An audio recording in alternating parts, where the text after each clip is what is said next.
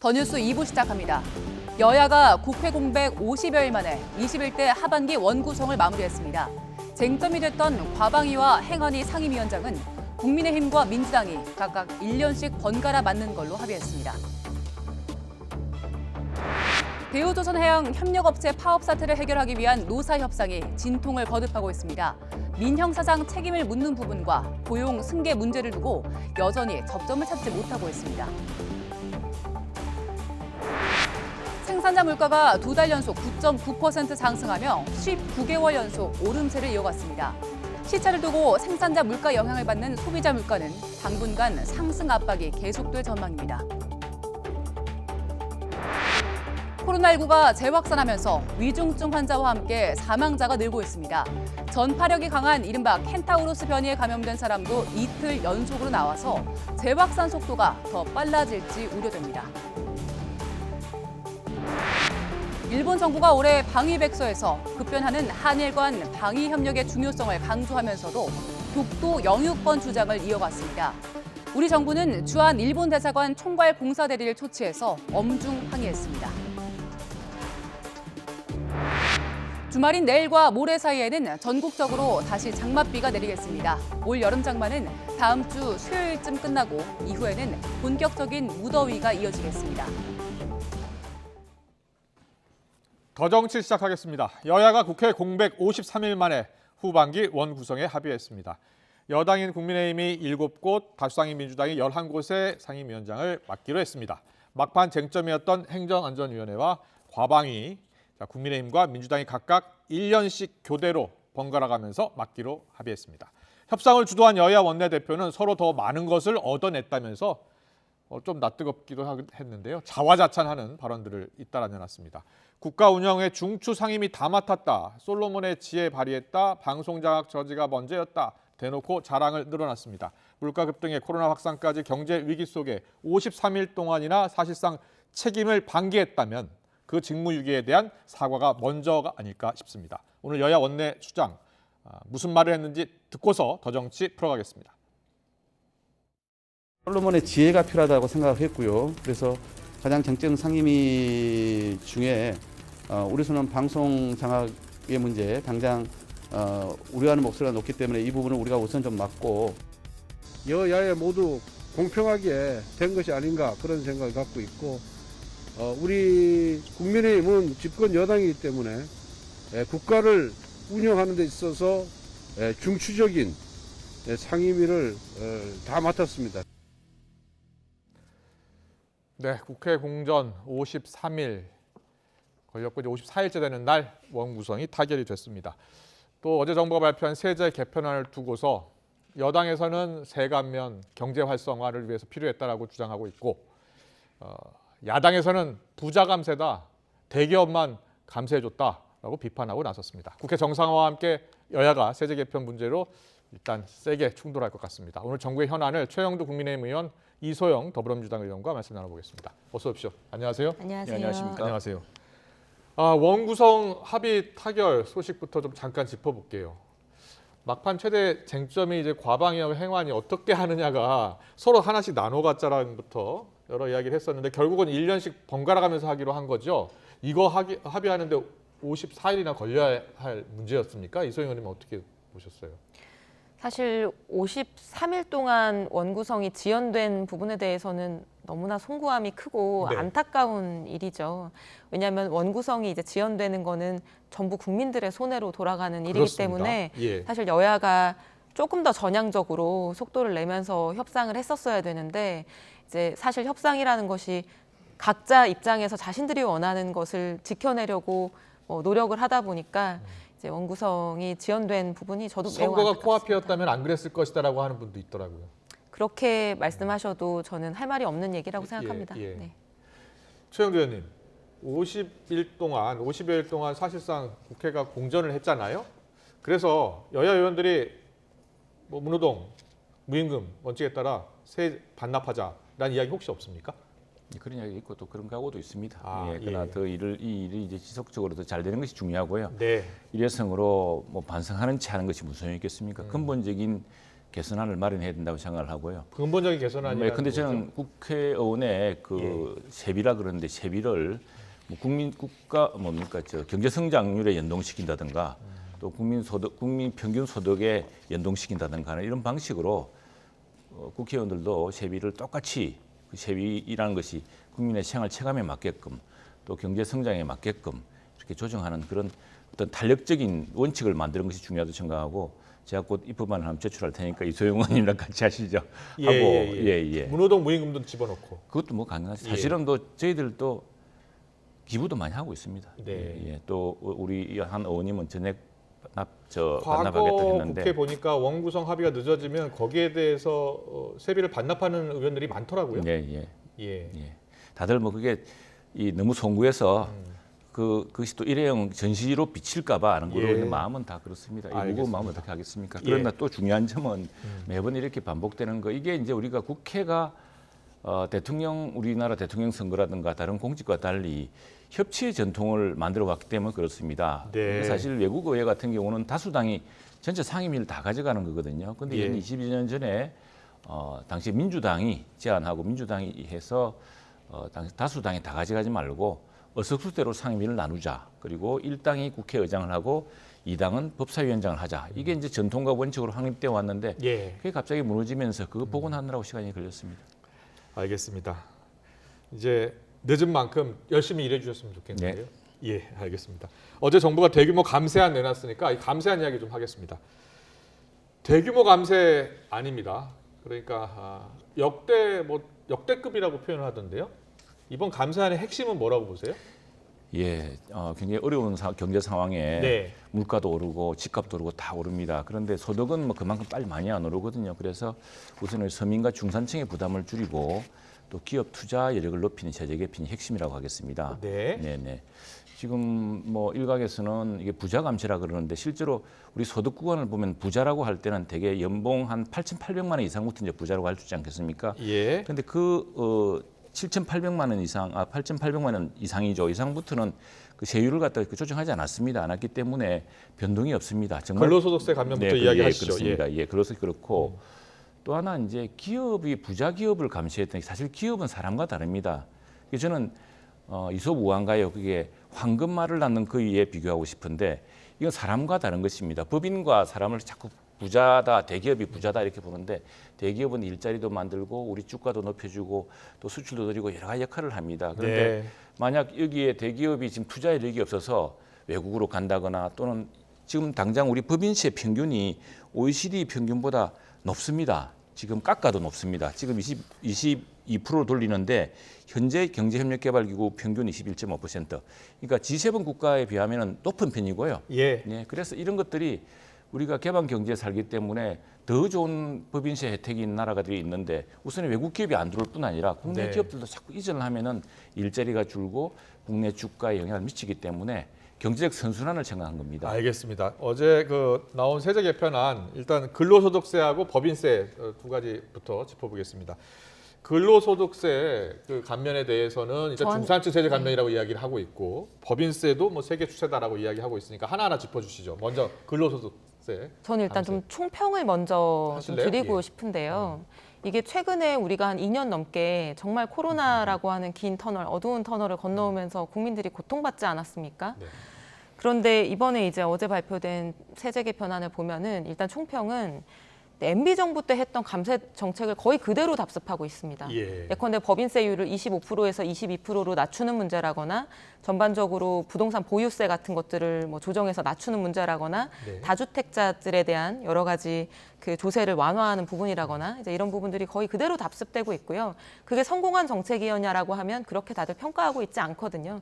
그런 측면에서 우려가 되고 구체적으로는 첫 번째 법인세와 관련해서는 대기업과 부유층의 감세폭이 매우 크고 아까 이제 여기 스크린에도 나왔던 것 같은데요. 대기업 최고 세율이 25%에서 22%로 줄고 중견기업은 20% 10%로요. 그러니까 세수가 13조 원이 줄어드는데 그 13조 원이 원래 국민들한테 돌아가야 되는 예컨대 복지 정책에 쓰이고 뭐 코로나 소상공인들에게 지원되고 이런 돈 아니겠습니까? 근데 그 13조 원이 감세되는 거에 대부분이 대기업 감세 혜택으로 지금 돌아가고 있다는 거죠. 우리 코로나 때 중소기업들 뭐 부도나고 정말 어려운 상황들, 이 임금도 못 주는 상황들이 벌어졌었는데 대기업들은 사실 뭐 매출이 늘어나지 않았습니까? 수출이 더 호조됐었고요. 근데 중소기업들한테는 뭐 거의 혜택이 가지 않고 대기업들 위주로 삼성전자가 지금 이 조세 어제 발표된 내용에 따라서 연간 1조 5천억 원 감세를 받거든요. 근데 중소기업들에 대한 혜택은 뭐 사실 그렇게 크지 않습니다. 그런 점에서 좀 문제라고 보고 그리고 당분간은 사실 우리가 민생고로 인해서 그리고 코로나19도 다시 확산되는 상황이기 때문에 정부가 지출을 줄이기는 거의 불가능한 상황이라고 볼 수 있는데요. 근데 지출을 줄이기 어려운 상황에서 13조 원이나 감세를 한다? 몇 달 전까지 문재인 정부가 코로나 지출 늘리는 거 가지고 건전재정을 위협한다고 지적했던 국민의힘 의원님들이나 그런 보수 언론에서 지금 어제 이 감세 정책, 지출을 줄일 수 있는 방법이 없는데 감세를 13조 원을 하면 건전재정은 어떻게 되나요? 이런 부분에 대해서 침묵하고 갑자기 태도를 돌연 바꾸는 부분에 대해서 저는 좀 놀랍기도 하고 걱정스럽기도 합니다. 법인세 가면은 여야가 합의해서 법을 바꿔야 되는 문제 아닙니까? 그렇습니다. 그럼 민주당에서는 반대하는 거죠. 그러니까 이 어제 발표된 내용이 사실 종이로만 하더라도 뭐 한 20장이 넘는 분량의 내용이기 때문에요. 전체를 반대한다거나 전체를 찬성하는 거는 어렵고 하나씩 쟁점을 발라내서 예컨대 근로소득세를 이번에 감면하고 어떤 그 소득 구간이 낮은 분들에게 좀 혜택이 크게 돌아갈 수 있는 부분은 저희도 찬성하는 입장입니다. 그러나 법인세나 종부세 관련해서 찬성하는 부분도 있을 것이고요. 반대하는 부분도 있을 것입니다. 좀 더 들여다봐야 되겠네요. 그러면. 근데 또 하나 제가 지적하고 싶은 거는 소상공인 자영업자들의 가계부채 비율이 매우 늘어나고 지금 정말 벼랑 끝에 아직도 서 계신 분들 이제 와서 조금 숨통이 트이고 있는데 소상공인과 자영업자 이 어려운 분들에 대한 어떤 대책은 여기에서 유류세 인하 하나밖에 제가 찾기가 어렵거든요. 그래서 정작 우리 사회에서 지금 가장 감세 내지는 지원이 필요한 계층은 빠져 있고 코로나 2년 동안 오히려 무역 수지가 개선되고 수출이 늘어나고 뭐 이익이 영업 이윤이 늘어났던 대기업들의 감세 폭이 매우 높은 것에 대해서 저는 이게 윤석열 정부의 첫 번째 경제 정책인데 앞으로 5년 동안의 경제 방향을 보여주는 것 같아서 앞으로 중산층과 서민들의 삶이 더 어려워지지 않을까 걱정이 되는 측면이 있습니다. 서민과 중산층 세금을 좀 더 줄였어야 된다. 특히 중소기업 지원이 더 됐어야 한다. 라는 이야기를 해주셨거든요. 네, 지금 그리고 특히 자영업자에 대한 여러 가지 혜택이 부족하다라는 지적도 있었어요. 지금 지난번에 우리가 추경을 통해서 600만 원씩 하고 최고 1,000만 원씩 해주지 않았습니까? 코로나19 코로나19로 어려웠던 소상공인한테 지급을 했죠. 하나하나 이제 설명을 드리면은 MB의 반박이다 그러는데 사실 MB랑 비슷한 측면이 있습니다. 어떤 게 비슷하냐 그러면은 MB 정권 출범할 시기에 리먼 사태라고 글로벌 금융위기가 왔습니다. IMF 외환위기 2008년 세계 금융위기. 굉장히 어려운 시기에 경제를 시작을 했는데 국내적으로는 IMF FTA 반대 때문에 굉장히 큰 진통을 겪기도 한 시기인데 결과적으로는 MB 정부 때 그 정책들이 글로벌 금융위기를 극복하는 데 도움이 됐다는 것이 객관적인 평가입니다. 실제로 경제 상황이 좀 나아졌고요, 나중에. 그래서 뭐 어느 정권이면 어떻습니까? 실제로 성공한 정책을 채택하는 게 중요하죠. 또 하나는 이제 대기업을 그러면은 자꾸 우리가 지금 대기업이 돈을 많이 버는 게 나쁜 게 아니고 대기업이 돈을 많이 벌고 주로 달러를 벌어옵니다. 달러를 벌어오면은 환율이 안정되겠죠. 환율이 안정되면 수입 물가가 떨어집니다. 우리 다 가계가 혜택을 봅니다. 또 금리도 우리가 달러 보유고가 많으면은 미국 달러에 대해서 우리가 너무 미국 그 금리에 비해서 조금 여유가 생깁니다. 그래서 금리도 안정될 테고 이런 상황을 생각한다면은 우리가 황금알을 낳는 그 일을 알을 자꾸 빼먹고 아니면 배를 가르는 게 중요한 게 아니고 황금알을 낳는 그 일을 더 키우고 더 숫자를 늘리는 게 중요합니다. 그래서 투자 여력을 높이게 해주는 거거든요. 이 법인세라는 게 우리가 50%를 또 하면 얼마나 좋겠습니까? 그런데 그럴 수가 없는 것이 외국에는 법인세를 자꾸 낮추는 이유가 투자를 유인하는 것이거든요. 그리고 옮겨가 버리면은 우리는 황금알을 넣는 거의 하나가 외국으로 빠져나가는 겁니다. 그래서 이런 것들이 다 종합적인 고려를 통해서 이루어지는 것이기 때문에 그리고 또 하나는 그러면은 어떻게 하느냐 이 세수를 줄여버리면은 세출을 줄여야 될 텐데 세출을 줄여야 됩니다. 우리가 이전에 그 계속 민주당 정부 시절에 주장했던 것은 세출 조정을 하자. 너무 지금 예산을 급격히 늘리고 있고 또 부채도 늘리고 있다. 그 부채 조정, 그 세출 조정을 통해서 추경안을 짜자라고 이야기했습니다. 우리가 예. 600조가 넘습니다. 그래서 지금 뭐 국회의원 세비 문제, 국회 지출 구조도 좀 조정해야겠습니다만 정부 부처가 전부 조금 조정하고 있습니다. 조정하고 있기 때문에 불효불급한 소비는 불효불급한 어떤 투자라든가 또 실패한 투자는 재정 사업은 줄이고 예. 정말 서민과 우리 소상공인을 보호하고 또 성장 여력을 키우는 투자에 집중하는 국회가 정말 머리를 맞대고 좀 더 논의해야 될 것 같습니다. 알겠습니다. 이소영 의원님, 지금 아까 13조 원 얘기했고요. 지금 또 부동산세가 크게 줄어들 것으로 보이는데 앞으로 5년 동안 60조 정도 세금이 덜 거치게 된다고 하지 않습니까? 그렇게 되면은 종부세도 줄고 또 다주택자 중과세도 지금 없애기로 했고 지금 민주당은 지금 이 세제 개편안, 특히 종부세 관련 세제 개편안 절대 불가하다는 입장이죠. 종부세 관련한 세제 개편안 중에 예컨대 불가피한 다주택자에 대해서 좀 불이익을 드렸던 부분이라거나 이런 부분 합리화해야 되는 부분들이 있습니다만 그렇습니까? 예. 그런 부분들이 이제 예. 지적돼 왔던 부분들은 합리화시킬 필요가 있겠죠.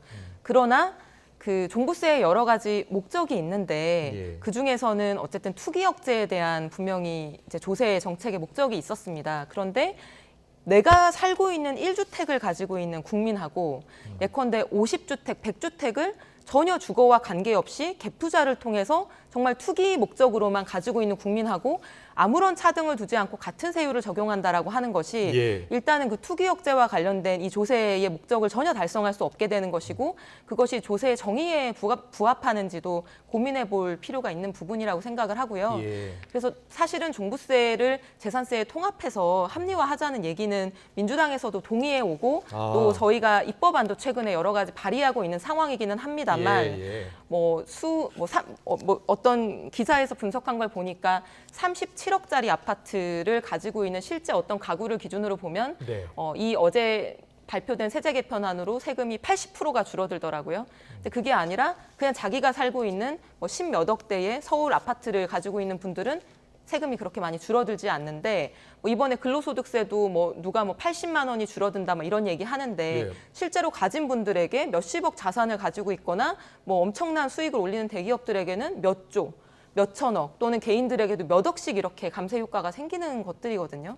그럼 이것이 과연 일반적인 국민들 그리고 우리 지금 삶이 어려운 중산층과 서민들을 중심에 놓고 고민한 세제 개편 아닌지에 대해서는 저는 긍정적인 평가를 하기가 조금 어렵습니다. 네. 네, 이 부분 아마 우리 이제 이소영 의원님께서 이제 국토부에 가시면은 상세히 뜯어볼 일이 생길 겁니다. 예. 이거 저는 이제 산중일을 가게 되는데 그러면은 기업 투자와 이 법인세의 효과를 따져보게 되겠죠. 아마 예. 여야간에 머리를 맞댈 일이 있을 것 같습니다. 네네. 하나 말씀드리자면은 지금 다주택자에게 부과한 종부세 최고세율이 6%입니다. 네. 근데 이게 이제 사실상 개인 재산 약탈이라고 아까 이야기했는데 왜냐하면은 6% 세율로 17년간 내면은 재산을 홀라당 다 날리게 됩니다. 그리고 또 하나는 무슨 문제가 있냐면은 중저가 이주택자, 다주택자를 이제 징벌적으로 과세를 했기 때문에 예.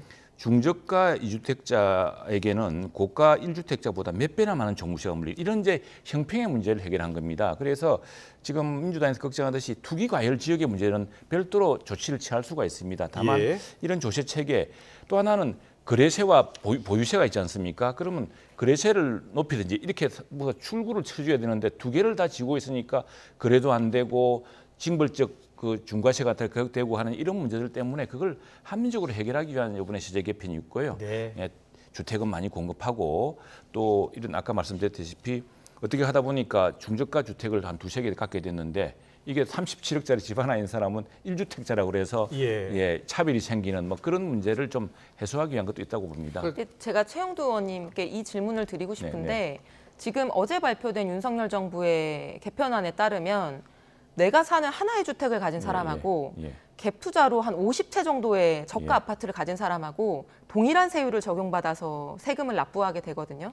그 방향이 옳다고 생각하시나요? 방금 말씀하신 것처럼 실제 그런 부당한 케이스도 있습니다. 강남에 20억짜리 아파트를 가지고 있는 사람은 1주택자로 세율이 낮게 예. 적용되는데 예컨대 그거보다 훨씬 더 저렴한 강북의 주택 두 개를 가지고 있는 사람이 세율을 더 많이 낸다라고 하는 거는 누가 들어도 불합리한 그렇죠. 측면이 있죠. 예. 근데 그런 개별 케이스의 불합리를 조정하는 거는 사실 2주택에 대해서 조금 더 완화한다거나 네. 어떤 뭐 구간을 정해서 요 범위 내에 예, 들어오는 다주택자까지는 보호한다거나 이런 것들은 얼마든지 합리적으로 여야가 저는 논의할 수 있다고 생각하는데 네, 네. 아예 아무런 제한이 없이 1주택이든 100주택이든 동일하게 그럼 이거는 100주택을 가진 사람들에게 혜택을 주는 법이 아니겠습니까? 지금 보면은 1주택자와 2주택 이상 그 중과 제도에서 이제 2주택 이상 중과세 제도를 없애는 측면이 있는데 너무 많은 집을 가진 사람한테도 똑같이 적용되는 게 문제란 말씀이시는 거죠? 그러니까 어느 정도의 배려는 필요하겠지만 예컨대 네. 저는 2주택까지는 예. 그게 상속으로 인한 2주택도 있고 우리 요새 세컨하우스가 근데 로망 민주당이 아닙니까? 원래 2주택, 3주택, 4주택 중과를 민주당에서 만든 제도 아닙니까? 그러니까 중과가 네.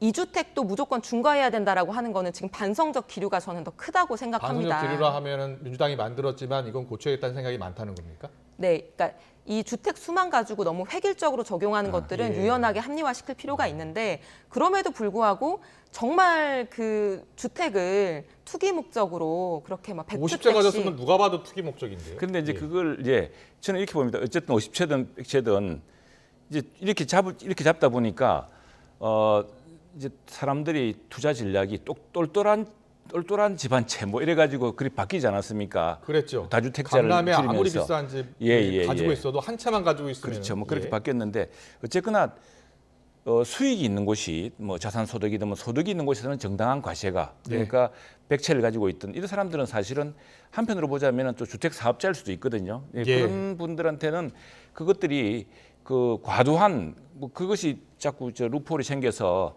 그 어떤 세금을 매기는 그 어떤 허점이 생겨서는 안 될 테고 예. 문제는 비슷한 정도의 그 투자 이득에 대해서는 비슷한 정도의 그 비율에 맞는 공평한 과세가 이루어져야 된다. 그런 원칙을 한번 연구를 근데 해보시죠. 이게 보유세지 않습니까? 네네. 1가구 1주택은 사실 본인이 거주하는 주택인 경우에는 투자 수익이 아직 나지 않은 상태고 예, 예. 그걸 거주하는 목적 외에 활용할지 여부도 명확하지 않은 상태고요. 예. 예컨대 10주택 이상 갭 투자를 해서 가지고 있는 다주택자의 경우에는 앞으로 투자 수익이 발생할 것이 명확한 상황인데 그거를 나중에 투자 수익이 발생할지 모르니까 뭐 동일하게 취급해야 된다라고 하는 것 자체가 이 보유세 논쟁하고는 안 맞는 것 같고요. 아마 여야가 이걸 그래시의 좀 문제를 합의를 해야 하기 되는 때문에, 부분이 네. 있는 것 같아요. 그러니까 이게 누가 봐도 투기 목적이라면은 분명히 거기에 그렇습니다. 제한을 가하는 법을 만들어야 될 것 같습니다. 맞습니다. 거기에 대해서는 이견이 없을 겁니다. 예, 예, 실질적인 알겠습니다. 실효적 방안이 아직 중요하겠죠. 여야가 합의를 해야 되고 또 본회의를 통과해야 될 법안도 있기 때문에요. 여기까지 이야기 듣고요. 그 법인세 관련해서 한 가지만 네, 말씀하세요. 제가 좀 지적을 하고 싶은데요. 예, 예. 그 일단 저는 국민의힘 의원님들께 묻고 싶습니다. 예. 그 코로나 때문에 문재인 정부가 1년에 몇 차례씩 추경을 하는 상황에서 우리 국제적인 표준에 따르면 재정 건전성이 전혀 문제가 없는 구간임에도 불구하고 재정 건전성 지수가 일부 낮아지는 것들에 대해서 맹폭을 했었습니다. 네, 그랬죠. 지금 윤석열 정부의 추경호 기재부 장관이 가장 세게 맹폭을 했었습니다. 마치 대한민국 부도 나는 거 아니냐라는 여론을 부추기는 언론들까지 있었는데요. 지금 아까 말씀하셨듯이 지금 고금리 상황으로 인해서 부동산이나 여러 가지 이제 세금을 유발하는 자산 가치들이 줄어들고 있어서 조세의 아주 축소가 예상되고 거기에다가 감세 정책까지 해서 13조 원이 줄어들고 그러면 재정 건전성 지수는 매우 낮아질 수 있는 거거든요. 예. 근데 이 문제에 대해서는 왜 내부에서 제가 국민의힘에서 설명드릴게요. 이 예, 문제를 말씀하세요. 지적하지 예. 않는지 예, 예. 그리고 한 가지 더 네, 네. 이게 아까 법인세를 감세해서 뭐 무슨 오리알을 뭐 황금알을 낳는 오리를 예. 키워야 된다. 대기업들한테 이제 예, 감세하는 것이 낙수 효과가 있을 것이다. 이런 예, 예. 취지로 말씀을 하셨지만 실제로 MB 정부 때 법인세를 25에서 22%로 낮췄다고 해서 그 이후에 대기업 투자가 늘어났느냐? 실제 지표가 그렇지 않습니다. 제가 알기로는 어떤 연구 결과도 그 이후에 그 법인세 인하로 인해서 투자가 늘어났다는 연구 결과가 없고요. 실제로 IMF, OECD, 뭐 외국의 유수한 연구에서도 특히 그리고 일본의 아베노믹스에서도 법인세 감면을 했지만 오히려 내부 유보금이 늘어나는 연구 결과들이 굉장히 많이 나와 있고요. 그래서 이 뭐 감세를 하면 기업들이 투자를 늘려서 낙수 효과가 날 것이다라고 하는 것은 수십 년 전에 사실 이론인 것인데 지금은 더 이상 그런 것들이 뭐 실제 시장에서는 작동하지 않는다 이 말씀을 드리고 싶습니다. 우선 마지막 부분 말씀드리면은 네. 그렇다면 국제사회들이 왜 법인세를 경쟁적으로 인하를 하겠습니까? 그게 이제 여러 다른 환경이 맞춰줘야 되겠죠. 예컨대 노동 환경이라든가, 예컨대 강력한 노조가 있어서 뭐 아주 그냥 불법이 횡행한다거나 하면은, 또는 정부가 매우 약탈적이어서 갑자기 기준을 바꾼다거나 하면, 그런 나라는 아무리 법인세가 낮아도 투자 안 할 겁니다. 예. 법인세율과 함께 투자 환경, 또 안정적인 경제 환경이 중요할 거고요. 예.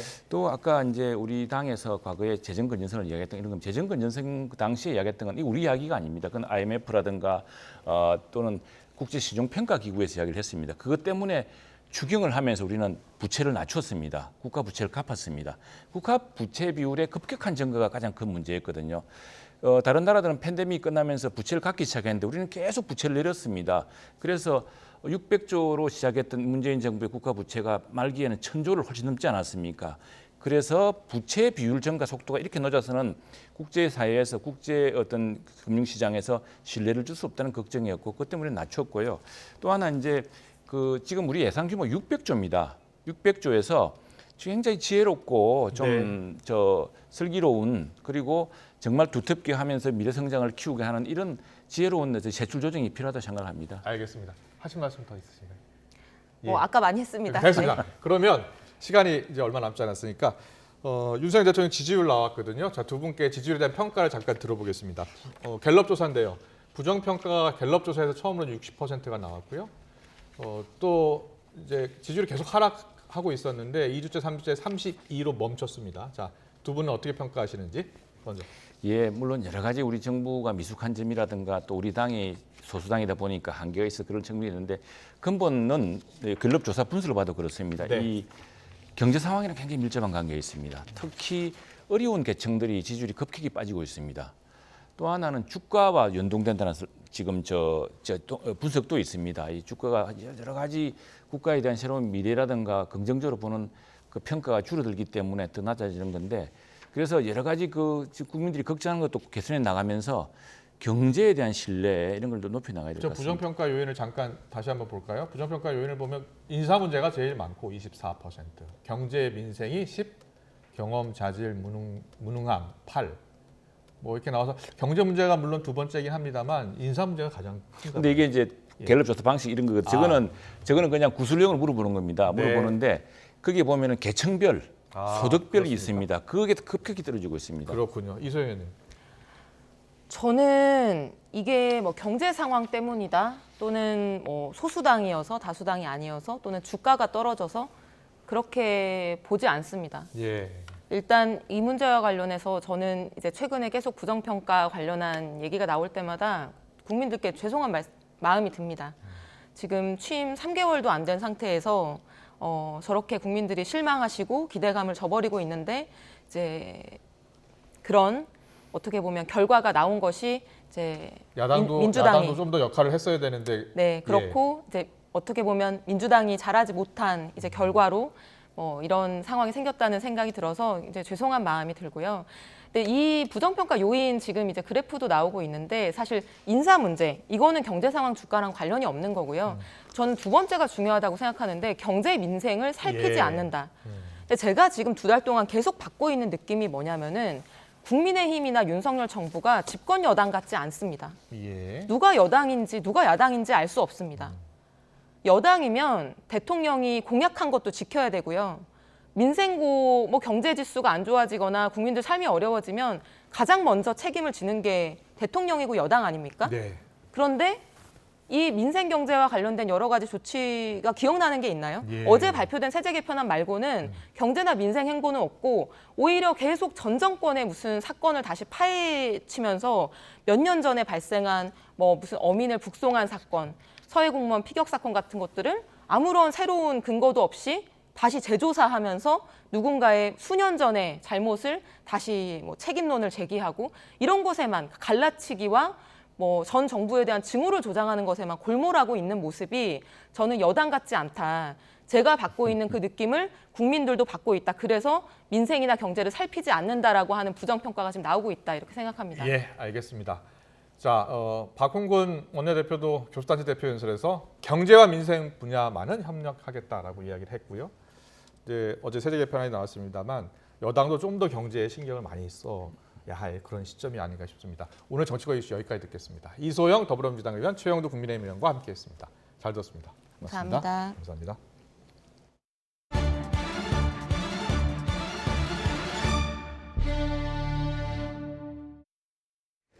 지난 2019년 산부인과 신생아실에 있던 아이가 태어난 지 닷새 만에 두개골이 골절돼 의식불명에 빠진 사건 기억하는 분들 계실 겁니다.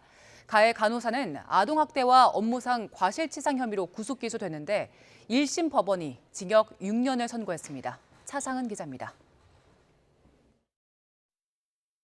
지난 2019년 10월 부산의 한 신생아실에 있던 아영이는 태어난 지 닷새 만에 의식불명에 빠져 대학병원으로 급히 이송됐습니다. 8.5cm 길이의 두개골 골절상을 입은 상태였습니다. 병원 CCTV에는 간호사가 신생아를 한 손으로 거꾸로 들어올리고 던지듯이 내려놓는 학대 장면들이 찍혀 있었습니다. 아동학대와 업무상 과실치상 혐의 등으로 구속 기소된 간호사 A씨에게 1심 재판부는 징역 6년을 선고했습니다. 재판부는 상습적인 학대가 확인됐고 아이를 떨어뜨리는 것 외에는 두개골 골절에 다른 원인이 있다고 보기 어렵다며 아이를 다치게 하지 않았다는 간호사의 주장을 받아들이지 않았습니다. 설마 강제로 애를 던지지는 않았을 거라고 저는 그렇게 생각하고 있지만 분명히 학대하는 과정에서 한 손으로 들어오는 학대 과정에서 아이를 낙상하게 아닌가. 그게 틀림없다 저는 생각하고 있습니다. 재판부는 함께 기소된 간호조무사에게는 징역형의 집행유예를, 관리 책임자인 병원장에게는 벌금 3천만 원을 선고했습니다. 재판이 길어지면서 사건 이후 1심 판결이 나오기까지는 2년 9개월이 걸렸습니다. 간호사 A씨가 아동학대 혐의는 인정했지만 업무상 과실치상 혐의를 부인해왔기 때문입니다. 사건 이후 아영이는 지금까지 단 한 차례도 의식을 회복하지 못하고 있습니다. 인공호흡기에 의지해 마치 잠든 모습으로 지내고 있는데 가족들의 돌봄 덕분에 몸은 크게 자랐습니다. 하지만 뇌세포가 거의 다 사라진 상태여서 상황이 호전되는 것을 의학적으로 기대하기는 힘든 상태입니다. 마지막 MRI 촬영 결과를 제가 들을 때 앞으로는 좀 마음의 준비를 하라 하고 최종적으로 들었습니다. 가해자의 사과조차 없는 상황 속에 아영이와 가족들의 힘겨운 시간이 계속되고 있습니다. YTN 차상입니다. 부모를 흉기로 살해한 30대 딸이 경찰에 붙잡혔습니다. 경기 군포경찰서는 31살 여성 A씨를 존속살인 혐의로 긴급 체포했습니다. A씨는 오늘 새벽 1시 반쯤 경기 군포시 산본동에 있는 아파트에서 60대 아버지와 50대 어머니를 잇따라 흉기로 찔러 살해한 혐의를 받습니다. A씨는 정신질환으로 입원했던 전력이 있는 걸로 전해졌습니다. 오늘 오전 9시 반쯤 전북 익산시 마동 동산 오거리에서 덤프트럭이 57살 여성 A씨를 치고 달아났습니다. A씨는 구급대에 의해 병원으로 옮겨졌지만 끝내 숨졌습니다.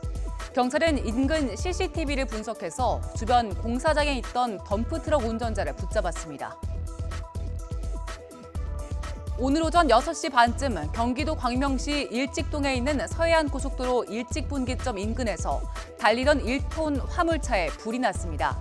차량 운전자인 43살 남성이 급히 대피해서 다친 사람은 없었지만 차량과 차량에 실려있던 건축 자재 등이 모두 불에 탔습니다. 조 바이든 미국 대통령이 코로나19에 감염됐고 가벼운 증상을 겪고 있는 걸로 파악됐습니다.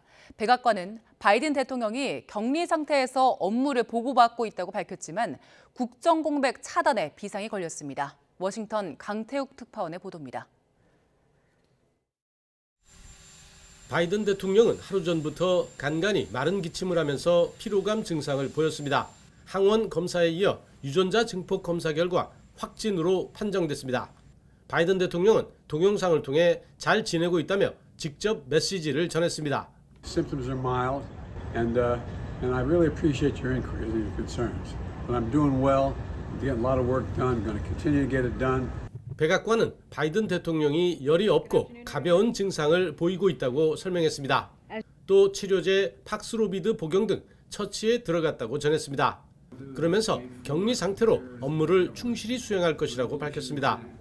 아침에도 백악관 참모들과 전화로 접촉했고 백악관에서 예정된 회의도 전화나 화상으로 참여할 거라는 겁니다. He had been working all morning. He hadn't even been able to finish his breakfast because he had just been busy. 하지만 국정 공백에 대한 우려가 나올 수밖에 없습니다. 당장 예정됐던 펜실베이니아를 방문해 총기 안전 추가 법안과 관련한 연설이 취소되는 등 외부 행사는 진행할 수 없기 때문입니다. 특히 올해 79살로 고위험군에 속하는 고령인 만큼 건강 자체도 문제가 될 수 있습니다. 바이든 대통령은 이전에 뇌동맥 수술과 심장박동 불규칙을 겪은 적이 있습니다. 다만 추가 접종까지 모두 4차례 백신 접종을 마친 상태입니다. 이로써 미국은 이번까지 했던 트럼프 전 대통령을 포함해 2명의 대통령이 모두 현직 때 감염됐다는 기록을 남기게 됐습니다. 워싱턴에서 YTN 강태욱입니다. 일본이 올해 방위백서에서 급변하는 안보 환경 속에 한일 협력의 중요성을 강조했습니다. 협력을 말하면서도 독도가 일본의 고유 영토라는 억지 주장을 18년째 이어갔습니다. 이경화 특파원이 보도합니다. 러시아의 우크라이나 침공과 타이완에 대한 중국의 군사적 압박, 그리고 고도화하는 북한의 핵과 미사일 기술까지. 일본은 올해 방위백서에서 한일 양국을 둘러싼 안보 환경이 한층 엄중하고 복잡해지고 있다고 평가했습니다. 이런 상황 속에 양국의 연계는 점점 중요해지고 있다는 내용을 새로 추가했습니다. 하지만 독도에 대해서는 일본 고유 영토라는 주장을 벌써 18년째 이어가고 있습니다. 우리 해군의 독도 주변 군사훈련 등을 문제로 꼽으며 협력이 훼손되지 않도록 한국 측에 적절한 대응을 요구하고 있다고 기술했습니다. 竹島は歴史的事実に照らしてもかつ国際法上も明らかに日本固有の領土であり 북한에 대해서는 극초음속 미사일 등 신무기 개발에 주목하면서 지난 3월 발사한 화성 17호의 사거리가 최대 15,000km를 넘을 수 있다고 우려했습니다. 일본은 러시아의 우크라이나 침공을 별도 항목에 기술하면서 국제 질서의 근간을 뒤흔드는 행위로 결코 용납할 수 없다고 비난했습니다. 이뿐 아니라 타이완에 대한 중국의 군사적 압력이 강해지고 있다며 침공 가능성도 언급했습니다. 이런 국제 정세 속에 일본은 방위력을 획기적으로 강화할 것이란 입장을 백서를 통해 선명히 드러냈습니다. いわゆるこの反撃能力を含めてあらゆる選択肢を排除しないこうした旨も述べた次第です。 특히 GDP 2%인 북대서양조약기구 나토의 방위 지출 목표를 설명하면서 일본도 방위비 증액이 필요하다고 강조했습니다. 또 국가안보전략 등 3대 전략문서 개정과 기시 방위성 장관을 의장으로 한 방위력 강화 가속회의 출범도 담았습니다. 올해 방위백서는 강한 일본을 앞세우며 앞으로 방위 정책의 대전환을 예고했습니다. 도쿄에서 YTN 이경화입니다. 외교부는 일본이 또다시 독도의 영유권을 주장한 데 대해 강력히 항의하고 즉각 철회할 것을 촉구했습니다. 서민정 외교부 아시아태평양국 국장 대리는 서울 외교부 청사로 하야시 마코토 주한 일본 대사관 총괄 공사 대리를 불러들여서 정부에 이런 입장을 전달했습니다. 최영삼 외교부 대변인은 논평을 통해 일본 정부가 방위백서에서 역사적, 지리적, 국제법적으로 명백한 우리 고유의 영토인 독도에 대한 부당한 영유권 주장을 되풀이한 데 대한 강력히 항의를 전했습니다. 튀르키예 대통령실은 우크라이나와 러시아, 유엔과 튀르키예가 흑해를 통한 곡물 수출문 합의문에 오늘 서명할 예정이라고 밝혔습니다.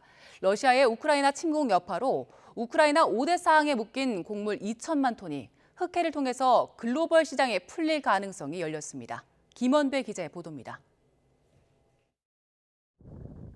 튀르키예 대통령실은 우크라이나와 러시아 그리고 유엔과 튀르키예가 현지 시간 22일 이스탄불에서 흑해를 통한 곡물 수출 합의문에 서명한다고 밝혔습니다.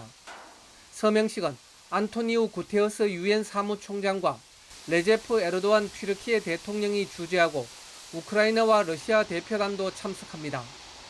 The Secretary General, Antonio Guterres, will travel to Istanbul, Turkey, this evening as part of his efforts to ensure full global access to Ukraine's food products and Russian food and fertilizer. BBC가 보도한 합의안에는 우크라이나 오데사 항에서 곡물 운송선이 이동할 때 러시아군이 공격을 중단하는 내용이 포함됐습니다. 또 운송선이 오데사항 기뢰 부설 해역을 통과할 수 있도록 우크라이나 함정이 항로를 인도하도록 했습니다. 이 과정에서 러시아 측이 우려하는 무기 밀반입과 밀반출이 일어나지 않도록 튀르키예가 수출입 선박을 검사하기로 하는 내용도 담겼습니다. 지난 2월 24일 러시아의 침공 이후 밀, 보리, 해바라기 씨 등 우크라이나의 곡물 2천만 톤이 흑해 연안의 오데사항에서 오도 가도 못하는 상황이 지속되고 있습니다. 아프리카와 중동 등 우크라이나산 곡물의 의존도가 높은 수입국들은 어려움을 겪었고 글로벌 식품 시장은 가격 상승 충격을 받았습니다. 합의가 임박했다는 소식에 러시아는 아무런 입장을 내지 않았습니다. 유엔 주재 우크라이나 대사는 악마는 디테일에 있다며 아직 합의가 완전히 마무리되지 않았다는 점을 시사했습니다. 미국은 합의한 타결 임박 소식을 반기면서도 러시아를 향해 비판의 목소리를 냈습니다. 우크라이나와 러시아 유엔 튀르키예 대표단은 지난 14일 이스탄불에서 사자 협상을 열고 흑해 항로의 안전보장조정센터 설립과 함께 곡물 수출입 항구에 대한 공동 통제 원칙에 합의했습니다. YTN 김원배입니다. 심각한 경제난으로 민심이 폭발한 스리랑카에서 6월 소비자 물가지수가 60% 가까이 폭등했습니다. 스리랑카 중앙은행에 따르면 지난달 소비자 물가지수는 작년 동기 대비 58.9%나 뛰었습니다. 대규모 반정부 시위로 고타바야 라자팍사 대통령이 해외로 도피했고 라닐 위크레메싱게 총리가 대통령으로 선출됐지만 시위대의 반발은 계속해서 이어지고 있습니다. 제주도 바다에서만 관찰되던 연산호가 동해 해역에서 처음으로 발견됐습니다. 국립해양생물자원관은 경북 울진 후포항에서 동쪽으로 23km 떨어진 수중 암초에서 수지 맨드라미류 연산호 서식을 확인했다고 밝혔습니다. 발견된 연산호는 그동안 제주 남부 연안에서만 발견됐는데 열대 해역에서 북상하는 대만 한류의 영향으로 북위 36.7도인 동해까지 북상한 걸로 추정됐습니다. 문화체육관광부는 청와대 활용과 관련해서 원칙적으로는 원형을 보존하되 문화예술을 접목해서 살아 숨쉬는 공간으로 조성하는 방안을 마련했습니다. 문체부는 청와대 본관과 관전은 원형을 보존해서 관리하되 600여 점에 이르는 예술작품 전시 공간으로 만드는 방안을 윤석열 대통령에게 보고했습니다. 영빈관은 프리미엄 근현대 미술품 전시장으로 재구성해서 청와대 소장품 기획전을 열거나 이거닉 컬렉션 등 국내외 유명 작품을 전시한다는 계획을 마련했습니다.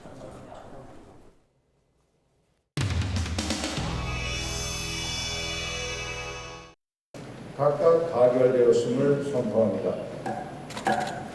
방망이 소리가 너무 작아서 안 들려요.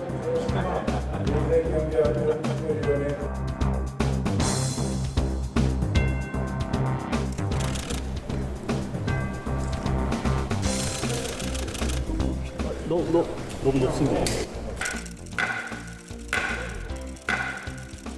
높게 말고 자연스럽게. 예. 반짝해주세요.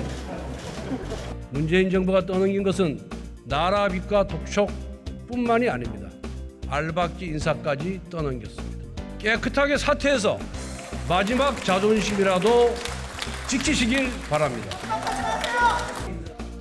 문재인과 민주당의 단어를 합치니까요. 이게 아마 29번 정도 되는 것 같습니다. 그러니까 그런 걸 보면 저는 여전히 언제까지 남 탓할 것인지에 대해서 심히 걱정스럽습니다. 오늘 권성동 대표의 연설 좀 어떻게? 좀 뒤에 다 읽고 나왔는데요. 네. 아주 잘 지적한 좋은 연설이라고 생각이 들고, very nice.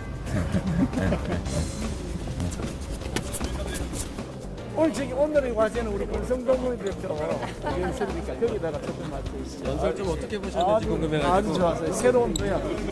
안철수 의원은 그런 이제 조기 전대로는 좀 당의 혼란을 부추긴다 이런 얘기를 하셨거든요.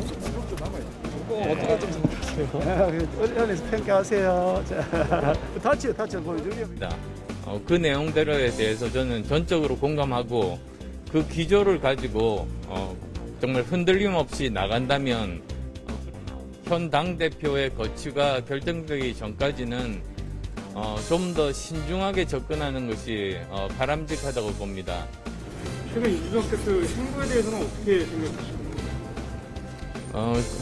지금 뭐 가급적이면 자숙하고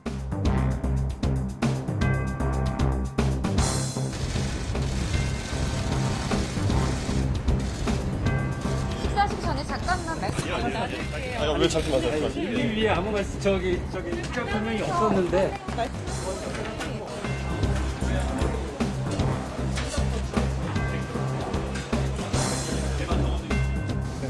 더 이상 없죠. 근데 이준석 대표는 그래 놔두세요. 본인은 얼마나 답답하겠어요. 이 대표가 전화 왔을 때 내가 자세히 설명을 해줬어요. 논쟁을 삼지 마라. 사법 절차에만 집중을 하세요.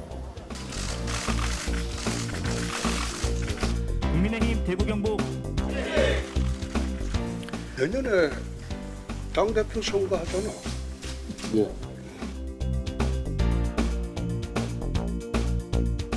이번에 한번 하는 거 보고. 제가 뭐 나간다는 얘기도 안 했는데요. 뭐. 원내대표하기도 못했는데.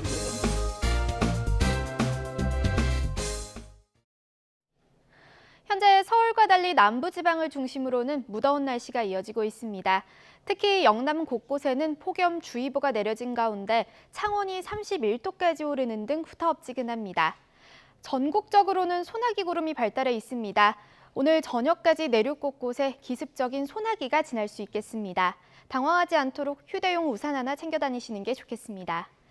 절기 대서이자 토요일인 내일도 낮 동안 남부 곳곳에 소나기가 지나겠고요. 밤에는 서쪽 지방부터 장맛비가 시작돼 일요일에는 전국으로 비가 확대하겠습니다. 예상되는 비의 양은 전국에 10에서 50mm가 되겠습니다. 내일 아침 기온은 예년 기온을 조금 밑돌겠습니다. 서울 23도, 대전 22도, 광주 22도가 예상됩니다. 내일 낮 기온은 30도 안팎을 보이겠습니다. 서울 28도, 대전 29도, 대구 30도가 예상됩니다. 날씨였습니다. 이슈를 더 쉽게 전해드리는 더 뉴스. 월요일에 더 준비하겠습니다. 네, 잠시 뒤 뉴스큐가 방송됩니다. 시청해주신 여러분 고맙습니다.